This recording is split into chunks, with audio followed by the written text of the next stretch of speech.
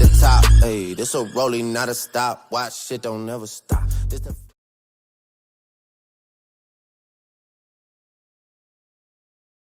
What's up everybody? So today I'm back with a new video, and this one is very important. This is something that I feel I've mastered, and it's how to stay motivated while running. Mile to mile to mile, whether it's 2 miles, 5 miles, 26 miles. This is mental tips and also physical tips on how to keep yourself running and to enjoy it while you're doing it. So let's get right into it. Basically, a few videos ago, my boy Randall Fernandez, I'll put the comment right here. He said, "That was a dope ass video, brother. Things I'd like to see, breathing techniques, and talk about your thought process on how you keep yourself going mile to mile. I know for a fact running by myself doesn't motivate me to keep going." We're gonna jump right into it. His comment about breathing techniques, I'm gonna make a whole new video about that because that's a whole thing in itself, and I have a really good tip about that too. To get into the motivation part, I'm gonna save my best one for last, just because I wanna go incrementally and show you guys the little things you can be doing, and then at the end, show you the most important thing to focus on. First things first, I wanna talk about a little bit of my backstory to show you guys how I got motivated, and also to show you the big reason why this channel was formed. So for the last four and a half months now, I've been training really consistently. I haven't been injured. And on one of my 6 to 7 mile runs, I thought to myself, wow, I'm really out here running every single day. Oh my God! Wow! Like, I'm training by myself. I don't, have a coach that's riding his bike next to me every day saying, "Come on, Sammy, come on, you gotta run, you gotta go, let's do it." I don't have a team that I meet up every day that is pushing me and that we push each other, and you can just stick with the group and you all kind of rely on each other, which is very important. I mean, if you have a group of people and you guys all kind of come together to achieve a goal, I mean, that helps so much. But no, on this run, I kind of thought to myself, I said, I should really document this journey because I could really do something big this year and achieve my goals, and it's like I would have done it out here motivating myself.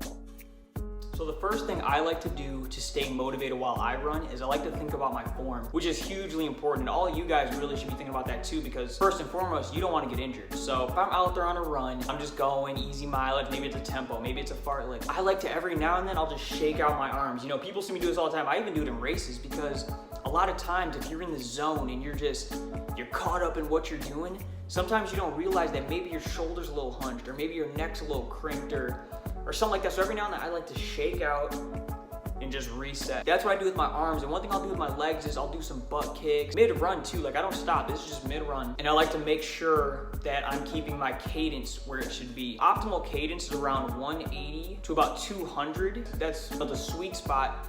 On an easy run, sometimes you can dip under that. It's not as important. If you're on a slow, easy 7 mile run, a lot of times I'm around 168 steps per minute. But if you're, in the 150s or maybe even the 140s, I've never seen it that low, but you should probably start speeding up. And one way you can do that is when you're running, imagine that you're running on eggshells. Like imagine you're trying not to crack these eggshells, and as soon as your feet touch the ground, you're picking them back up again. That helps with getting your legs to cycle faster, and it's keeping pressure off your joints. It's improving your form as you go. And to make sure that you're going a comfortable pace for whatever run you're doing, it's called conversational pace. And basically what this means is you're running easy enough to hold a conversation. You're not going too hard and you're not going too easy. If you're running so fast that you couldn't look over and hold a conversation for maybe 10, 15 seconds with someone, then you're going too hard. You need to slow down. But if you're going so slow that you feel you could write a book, you should probably speed it up a little bit. That might even be like a speed jog. And lastly, for the whole conversational pace thing, if you're like me and you run alone 99% of the time, then one little thing that I've found is to replicate conversational pace and hum your favorite tune in your head for maybe 10 seconds. And if you can hum it without huffing and puffing and feeling like you're gonna pass out, then you're probably good. Next thing I want to talk about is being physically able to achieve the goals you want to achieve, to stay motivated to run. We're talking about your heart rate, your lungs, your tendons, your ligaments. You take a guy or a girl who plays Fortnite all day, every day. They eat pizza rolls, Mountain Dew, and you tell this person, hey, I'm gonna have you run 10 miles, go do it now. Fuck no, baby! That person's probably gonna have the worst day of their life. But if you take a guy or a girl who's been training for the Boston Marathon all year and you still have run 10 miles, that's gonna be a cakewalk. So basically what I'm getting at is if you train your body and you give it what it needs to perform, you can do the task a lot better. An example of this, I see this all the time. I'm in the Navy, I work with a lot of people that are around my age, a lot of young guys. Think about that guy or that girl, that person that comes up and they randomly say, oh, I'm going back to the gym. you know, this is it. I decide I'm getting back into the gym. They go out, they buy creatine, they buy their favorite protein powder. And what do? They train for a week and then they give up. And the reason being is because they jumped into something without being physically ready to do it. Maybe they should have started saying, you know what? In between TV shows and commercials, I'll start doing push-ups and sit-ups. You know, I'll start getting my body ready to achieve the goal that I want to achieve. You can't just go out and buy, you know, a big thing of muscle mass, protein powder, and say, I'm gonna go to the gym and start hitting it every single day. Your body's not ready for that. Yeah, so you just wanna make sure that your body is ready to achieve what it wants to achieve, because if it's not, you're not gonna be able to stay motivated. A little side story, it's actually kind of funny about, you know, being physically ready to achieve things. I actually have a resting heart rate of 43 beats per minute. You know, being a broke college kid a couple years ago, I tried to go donate plasma, you know, to make like 50, 60 bucks or something like that. Give me $1, man! And my heart rate was so low that they told me I couldn't legally give blood. So I walked out of there brokenhearted and still broke with no money.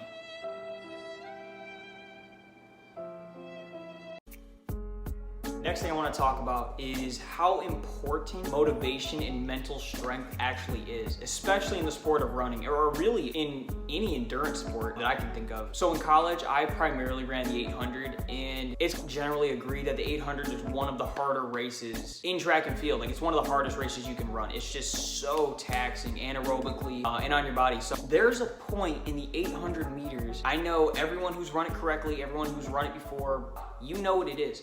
When you hit that first 400, you're just starting to come off that adrenaline rush. You had all that speed and that nervous energy at the beginning of the race, but as soon as you hit that first 400 and you hear the bell, you realize there's a whole nother lap to go. All that adrenaline starts to flush away, and you start to realize that the lactic acid's building up. You can feel it in your body, you can feel it in your legs, your lungs are starting to burn. And that's the moment. It's crazy because I've run so many 800 meter races. You know, running 157 in the 800, I was pretty good. You know, I wasn't a world beater or anything, but I was pretty damn good. So one thing I realized, there's always that split second in between the 800 where you have to decide, is this gonna be a good race?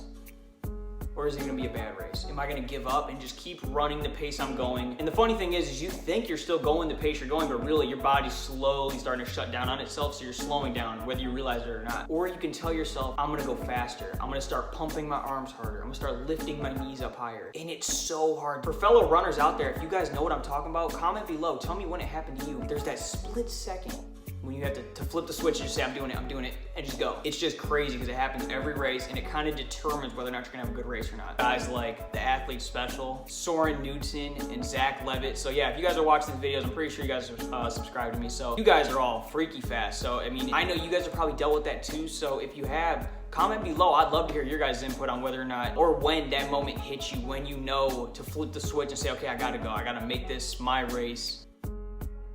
All right, guys, so here it is, the most important, tried and true method. It works for me. This is literally what keeps me going every single day, is thinking about your goals. Whether it's to lose those last 5 pounds, those 10 pounds, maybe you're trying to make the varsity team. You know, maybe it's a special time that you've been wanting to hit. You know, maybe you're trying to break 2 in the 800. Maybe you want to get under an hour and a half in the half marathon, 3 hours in the marathon. That's a huge goal for a lot of people. Whatever that goal is, it needs to be your fuel. That needs to be what you're thriving off of. Every day when I'm out on my runs, like I shit you not, I dream about this stuff. There'll be times during the day where I'm eating, maybe I'm working, and I just start to imagine what that race is gonna be like when I run under 4:30 in the mile, which I should have done already. But anyway, so yeah, whatever it is for you, maybe you wanna lose those final 10 pounds. Maybe there's a pair of jeans you wanna fit back into. You wanna run 10 miles without stopping, or 20 miles. Whatever it is that needs to fuel you. One thing I do to help with this is I keep my goals taped up on the wall. That way, every day I wake up, I see them. I remember, oh, that's why I'm lacing up my shoes, and that's why I'm going out to run by myself every day. Yeah, to wrap it up, guys, think about your form. Make sure that you're ready to handle the goals you want to achieve, and that way, when you're out there running, you're actually able to keep going and to do it without getting injured. Finally, just make sure that you know what your goals are and you're ready to achieve them. Make sure that you keep it always on the forefront of your mind. That way, when you do start to get tired, you know, you have that little bit of oomph, you have that little bit of like extra juice to push yourself and to keep trying to achieve what you're trying to achieve. Good luck out there, guys. I actually want to hear your goals. Like, let's hear what you guys are trying to achieve. It doesn't have to be running related. Maybe it's weight loss, maybe it's a job, whatever it is. Post below what your goals are for the month, for the year. Hopefully these tips help you get there.